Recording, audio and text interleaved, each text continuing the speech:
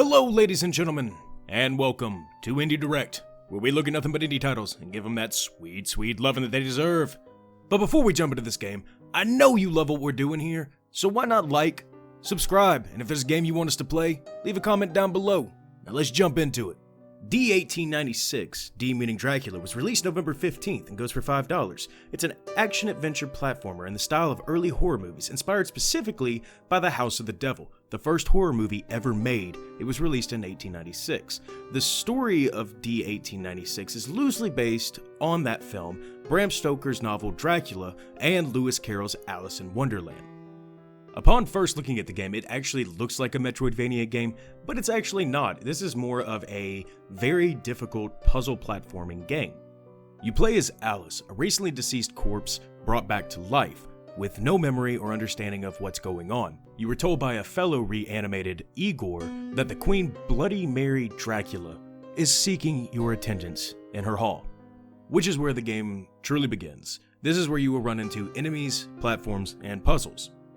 The puzzles and the platforming are actually quite enjoyable, with very snappy controls. Does seem to be a little bit of input lag though, which could be a little frustrating, but you may die and have to restart on the level again, and you're not very far behind. Combat, on the other hand, is a little tricky and can be quite bothersome, to be honest. The attack that you have is a sword attack, which is fairly slow, which I guess is what they're trying to do for the difficulty. But the problem with it is when you go to strike while standing on the ground, your sword is just there. It's front facing and that's all you've got.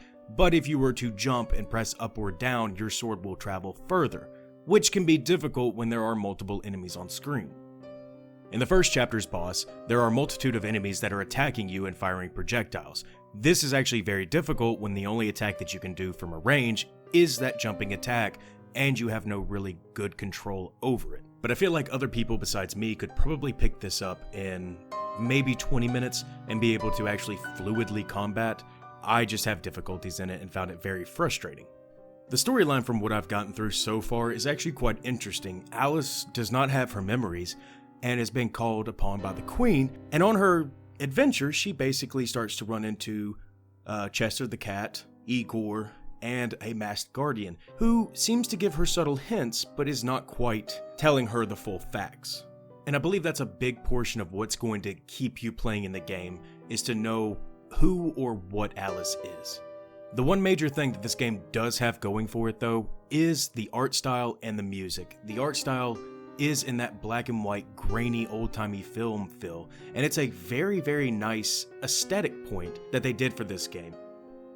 With that, the music is actually fantastic. It is a single piano that is playing, I guess, almost in horror movie-esque background music. And it's a wonderful single instrument symphony. It works great with the game and its premise and its dark side. But to anybody who is actually looking for a highly difficult game, a 2D platformer, or a puzzle platforming game, I would highly recommend anybody to pick this one up, especially for $5. It is a short game, probably about an hour to maybe 2 hours, but for that reasonable price, you are getting a very well-built, fantastic game. I will leave the link in the description down below, and I'll see you guys in the next video. Peace.